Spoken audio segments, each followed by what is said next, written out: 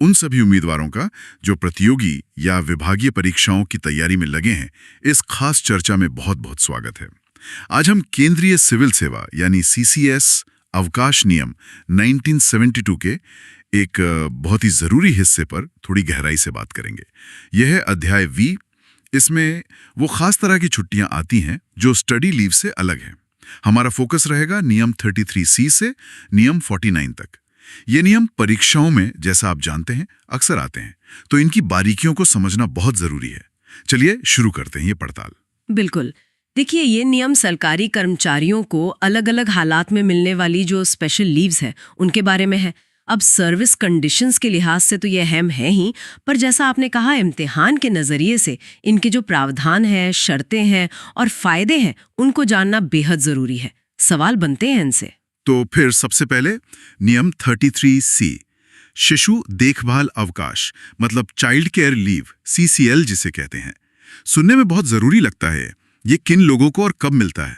जी, नियम 43C जो है ये महिला सरकारी कर्मचारियों और एकल पुरुष सरकारी कर्मचारियों के लिए है। एकल पुरुष, अच्छा, इसका मतलब? हाँ, यहाँ एकल पुरुष सरकारी कर्मचारी का मतलब है ऐसा पुरुष कर्मचारी जो या तो अविवाहित है या विधुर है या फिर तलाकशुदा है। अच्छा, यानी शादीशुदा पुरुष कर्मचारी इसमें नहीं आते। ओके। और ये छुट्टी मिलती कितनी है, मतलब अवधि क्या है इसकी? ये देखिए, पूरी सर्विस में मतलब पूरी सेवा अवधि के दौरान अधिकतम 730 दिनों के लिए मिल सकती है। इसका मकसद होता है कर्मचारी के जो 2 सबसे बड़े जीवित बच्चे हैं उनकी देखभाल करना। अब वो देखभाल चाहे उनके पालन पोषण से जुड़ी हो या उनकी पढ़ाई लिखाई से, बीमारी से या किसी और जरूरत से। 2 सबसे बड़े जीवित बच्चे। यहाँ बच्चे की कोई खास परिभाषा है, मतलब उम्र या कोई और स्थिति? हाँ, नियम में बताया गया है। बच्चे का मतलब है एक तो 18 साल से कम उम्र का बच्चा या फिर किसी भी उम्र की ऐसी संतान जिसमें कम से कम 40% विकलांगता हो, वो जो सरकारी अधिसूचना है उसके हिसाब से। ठीक है, समझ गया। अब ये 750 दिन की छुट्टी तो काफी लंबी है, तो क्या इसे लेने की कुछ खास शर्तें भी हैं? ये पास कैसे होती है? हाँ बिल्कुल, इसकी मंजूरी के लिए कुछ शर्तें हैं। पहली बात तो ये कि आम तौर पर एक कैलेंडर साल में इसे 3 बार से ज्यादा नहीं ले सकते, मतलब 3 स्पेल में। एक साल में 3 बार? लेकिन क्या इसमें कोई हालिया बदलाव या कोई छूट वगैरह है? आजकल बातें चल रही थी। हाँ, बिल्कुल। यहाँ एक बहुत जरूरी अपडेट है, ये ध्यान रखना चाहिए। डोपीटी यानी कार्मिक एवं प्रशिक्षण विभाग ने अभी हाल में 29 जुलाई 2024 को एक ऑफिस मेमोरेंडम निकाला है। उसके मुताबिक अगर CCL के दौरान बच्चे को अस्पताल में भर्ती कराना पड़ता है, मतलब इन पेशेंट होता है बच्चा, तो एक वेलफेयर मेजर के तौर पर जो अप्रूविंग अथॉरिटी है वो मौजूदा 3 बार के अलावा ज्यादा से ज्यादा 3 और बार CCL दे सकती है। और ये महिला और एकल पुरुष दोनों कर्मचारियों के लिए है। अरे वाह, ये तो सच में बहुत ही अहम जानकारी है, खासकर परीक्षा के लिए। इसे तो नोट करना ही होगा। अच्छा, और दूसरी शर्तें क्या थी? दूसरी शर्त ये है कि अगर कर्मचारी एकल महिला है, मतलब सिंगल मदर है, तो उसके लिए एक कैलेंडर साल में 3 बार की जो लिमिट थी उसको बढ़ाकर 6 बार किया गया है। अच्छा, तो एकल महिला कर्मचारियों को पहले से ही साल में 6 स्पेल मिल सकते हैं? जी। और प्रोबेशन पीरियड का क्या, मतलब जब सर्विस कंफर्म नहीं हुई उस दौरान? देखिए, सामान्य तौर पर तो प्रोबेशन पीरियड में CCL नहीं दी जाती है, शायद इसलिए कि भाई कर्मचारी पहले अपनी मुख्य जिम्मेदारियों पर ध्यान दे। लेकिन हाँ, कुछ बहुत ही विषम परिस्थितियां हों और जो छुट्टी मंजूर करने वाला अधिकारी है वो संतुष्ट हो कि हाँ कर्मचारी को वाकई जरूरत है, तो फिर न्यूनतम अवधि के लिए दे सकते हैं, बहुत कम समय के लिए। और क्या इसे बहुत कम दिनों के लिए, मान लीजिए 1-2 दिन के लिए ले सकते हैं? नहीं, इसमें भी एक शर्त है। CCL एक बार में कम से कम 5 दिन के लिए लेनी होती है। 5 दिन से कम के लिए स्वीकृत नहीं हो सकती। समझ गया। अब आते हैं सबसे प्रैक्टिकल सवाल पर। जी। CCL के दौरान सैलरी कितनी मिलती है? क्या पूरे 730 दिन फुल सैलरी मिलती है? नहीं, यहीं पर एक बड़ा पेंच है। नियम ये कहता है कि पहले 365 दिन जो CCL के होंगे उसके लिए तो 100% वेतन मिलेगा, पूरा वेतन।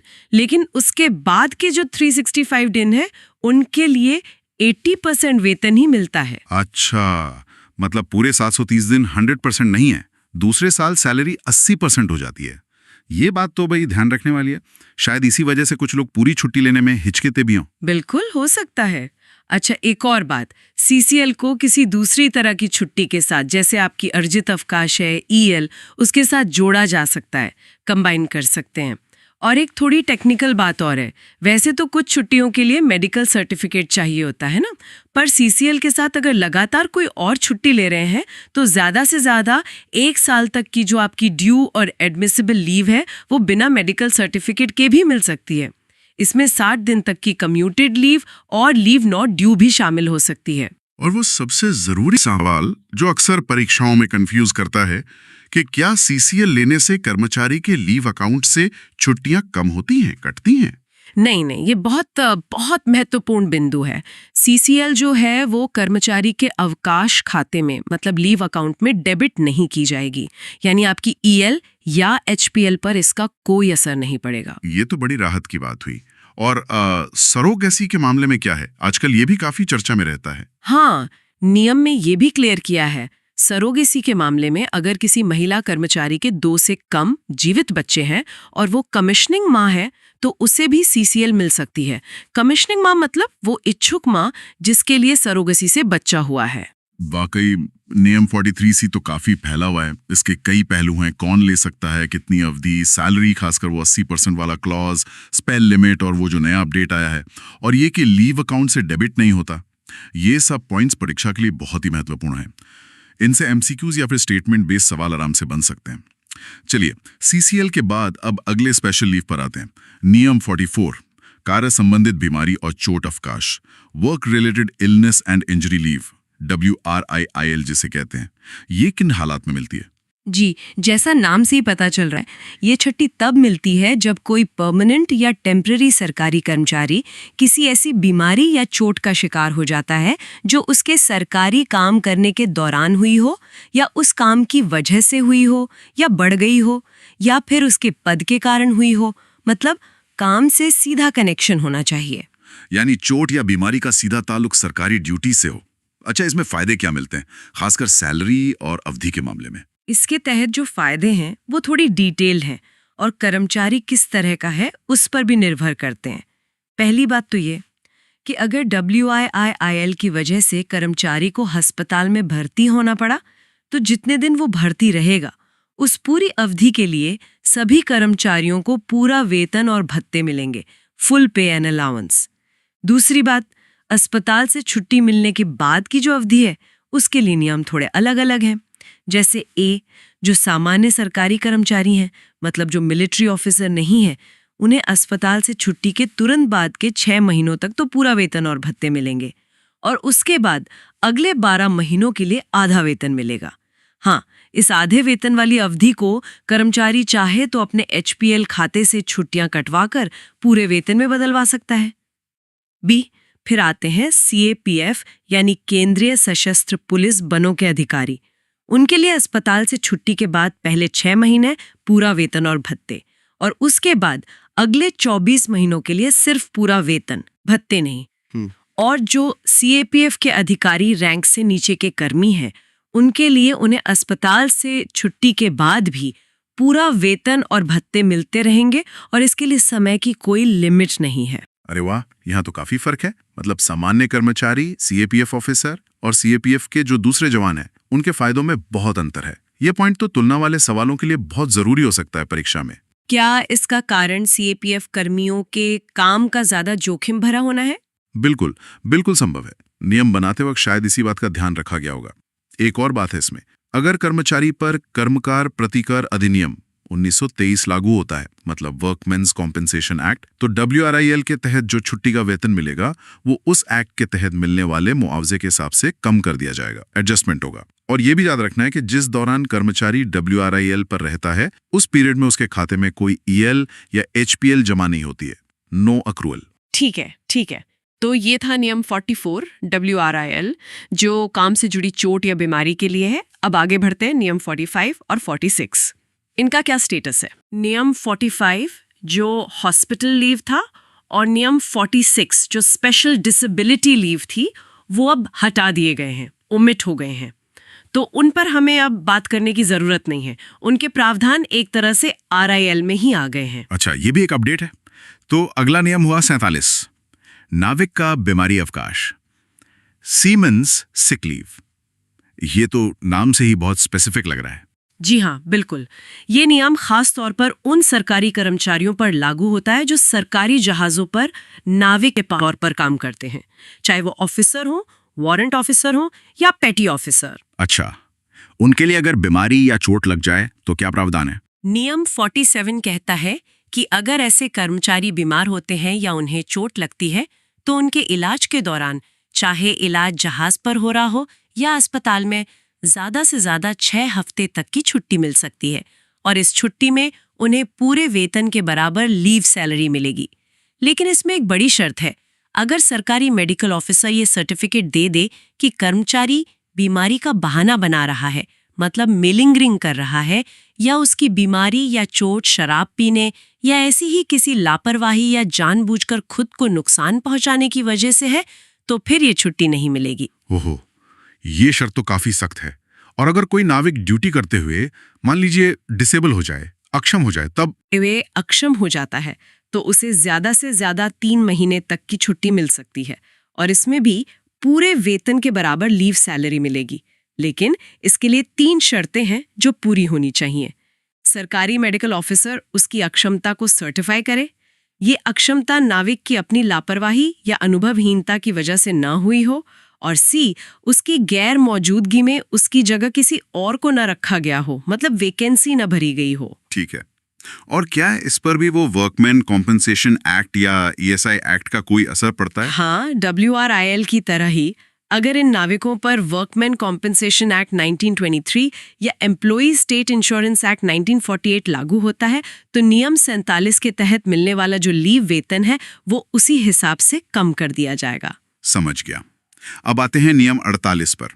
ये एक बहुत ही महत्वपूर्ण और संवेदनशील मुद्दे से जुड़ा है, यौन उत्पीड़न की जांच से संबंधित विशेष अवकाश। जी हाँ, नियम 48 जो है वो sexual harassment of women at workplace act 2013 के तहत जो जांच होती है उससे संबंधित है। ये प्रावधान पीड़ित महिला सरकारी कर्मचारी को एक तरह की राहत देने के लिए है। इसके तहत क्या सुविधा मिलती है?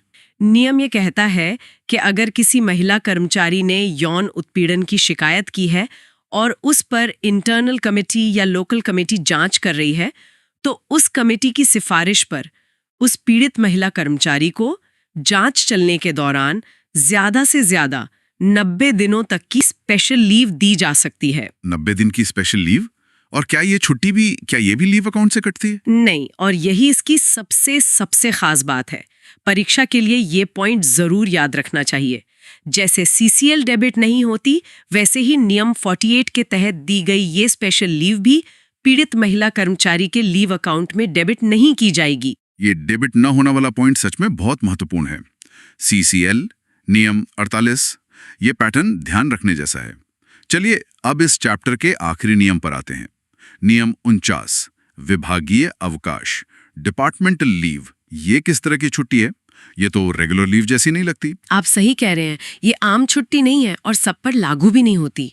नियम 49 कुछ खास डिपार्टमेंट्स के कुछ खास कर्मचारियों के लिए ही है। ये लागू होती है एक तो सर्वे ऑफ इंडिया डिपार्टमेंट में, वहाँ जो क्लास 3 डिवीजन 1 स्टाफ और क्लर्कों को छोड़कर और क्लास 4 कर्मचारी हैं जो फील्ड ड्यूटी या रिसेस ड्यूटी वाली सर्वे पार्टियों से जुड़े हैं। और दूसरा डाक और तार विभाग यानी पोस्टल टेलीग्राफ्स डिपार्टमेंट के जो सीजनल कर्मचारी हैं, मतलब जिनका काम परमानेंट नहीं होता, साल के कुछ खास टाइम तक ही होता है। अच्छा, तो सर्वे ऑफ इंडिया और पोस्टल डिपार्टमेंट के कुछ खास कर्मचारी, ये दी कब जाती है छुट्टी? ये तब दी जाती है जब इन कर्मचारियों की सेवाओं की टेम्पररी जरूरत नहीं होती, जैसे सर्वे के काम में जब रिसेस होता है, मतलब बीच का अवकाश काल, या जब पोस्टल डिपार्टमेंट में सीजनल काम खत्म हो जाता है। और ये उन्हें जो बाकी छुट्टियां मिलती हैं उनके अलावा मिलती है, एडिशनल है ये। इसके प्रकार और शर्तें क्या हैं? ये नियम थोड़ा पेचीदा लग रहा है। इसके कई पहलू हैं, इन्हें जरा ध्यान से देखना होगा। पहला प्रकार है departmental leave with leave salary, मतलब छुट्टी जिसमें वेतन मिलेगा। यह रिसेस के दौरान दी जा सकती है।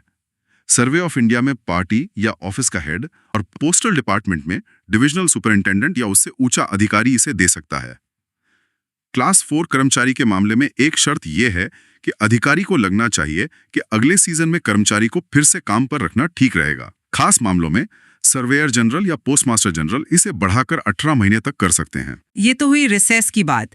क्या रिसेस के अलावा भी ये मिल सकती है? हाँ, दूसरा प्रावधान है, रिसेस के अलावा दूसरे टाइम में भी ये वेतन वाली डिपार्टमेंटल लीव मिल सकती है, पर एक बार में 6 महीने से ज्यादा नहीं।